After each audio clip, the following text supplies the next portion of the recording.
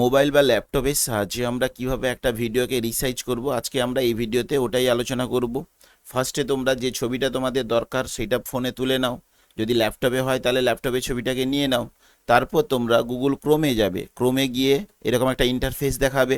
এই ইন্টারফেসে এখানে সার্চ বারে তুমি সার্চ করবে ফটো রিসাইজার বলে, দেখবে ফটো রিসাইজার করার পরে এটা ক্লিক করার পরে এখানে দেখতে পাবে অনেকগুলো টুল খুলে গেছে। তার মধ্যে তুমি দেখবে কোথায় রয়েছে পাই7 ইমেজ টুল, এখানে আমাকে ফার্স্টে দেখাচ্ছে, তোমাকে এটা ফার্স্টে নাও দেখাতে পারে। মোটামুটি এখানে দেখে নেবে পাই7 ইমেজ টুল, অথবা তুমি সার্চ বারে পুরো এটাই লিখতে পারো পাই7 ইমেজ টুল বলে, তাহলে এইটা চলে আসবে। এইখানে তুমি ক্লিক করলে দেখবে তোমাকে এইরকম একটা ইন্টারফেস দেখাচ্ছে, reduce image size in KB, কেবিতে দেখাবে। তাহলে এখানে দেখবে select or drag or drop image here, তুমি তাহলে এখানে সিলেক্ট ইমেজ করে নেবে। সিলেক্ট ইমেজ করলে তোমাকে হয়তো এই ইন্টারফেসটা দেখাবে না, অর্থাৎ আমার এটা প্রাইভেসি যেহেতু রয়েছে, কোথা থেকে ইমেজটা নিচ্ছি তুমি এইরকম তোমার যেখানে ছবি থাকবে সেইখান থেকে ওই ছবিটাকে সিলেক্ট করে নেবে, সেটা ভোটার কার্ড, আধার কার্ড বা যে কোনো ছবি হতে পারে। তাহলে ওটা সিলেক্ট করার পরে দেখো এখানে আমাদের চলে এসছে। চলে আসার পরে ছবিটা ঠিকঠাক আছে নাকি দেখতে হলে আমাদের ক্রপ অপশানে যাব। দেখো এখানে 3টে ছবি দেখতে পাচ্ছি, তোমরা ভোটার কার্ড, আধার কার্ড যেটার ক্ষেত্রে হতে পারে।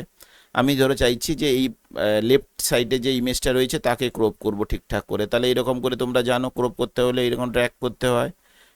তারপর এটা টানার পরে এই সাদা অংশ যেটা থাকবে সেটাই হচ্ছে ছবি তোমার হবে, আর বাকি অংশটা এখানে দেখবে কালো হয়ে আছে, মানে ওই অংশটা নিচ্ছে না।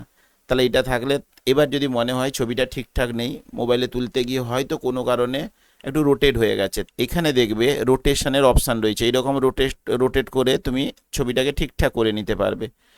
তাহলে আমার ছবি যেহেতু ঠিকঠাক রয়েছে তাহলে আমার আর কিছু করতে হবে না, এটাকে আমরা ঠিকঠাক অবস্থায় নিয়ে নিলাম।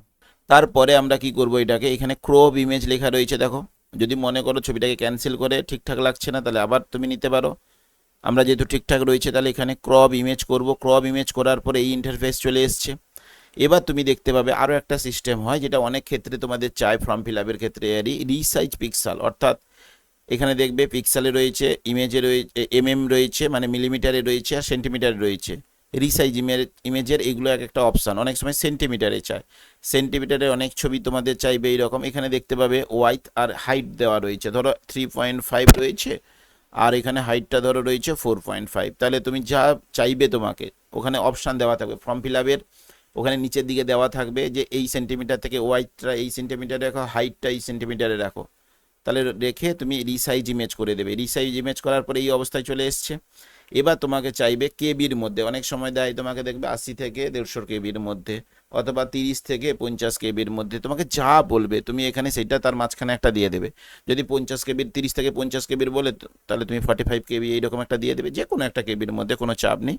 দিয়ে তুমি এখানে রিডিউস সাইজ করে দেবে। রিডিউস সাইজ করার পরে দেখো এখানে এইরকম একটা অপশান চলে এসছে আমাদের। এবার তুমি ডাউনলোড করতে পারো, অথবা এখানে একটা নাম রিনেম ইমেজ দেওয়া রয়েছে। ধরো তুমি অনেকগুলো এইরকম পিকচারের তুমি রিসাইজ করছো, তাহলে তুমি খুঁজে পাবে না ডাউনলোড সেকশানে যখন গিয়ে পৌঁছাবে, ওই জন্য এখানে তুমি লিখে নিলে, ধরো তুমি লিখে নিলে কানু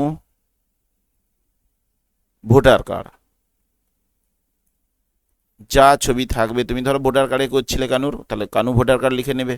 তাহলে এতে কি হয়, ডাউনলোড যখন করে নেবে তুমি, তাহলে ডাউনলোড সেকশানে গিয়ে ওটা পৌঁছে গেল, এখানে তোমাকে দেখাবে কানু ভোটার কার্ড। এখানে হয়তো দেখাচ্ছে না, কারণ এটাও প্রাইভেসি ব্যাপার থাকে।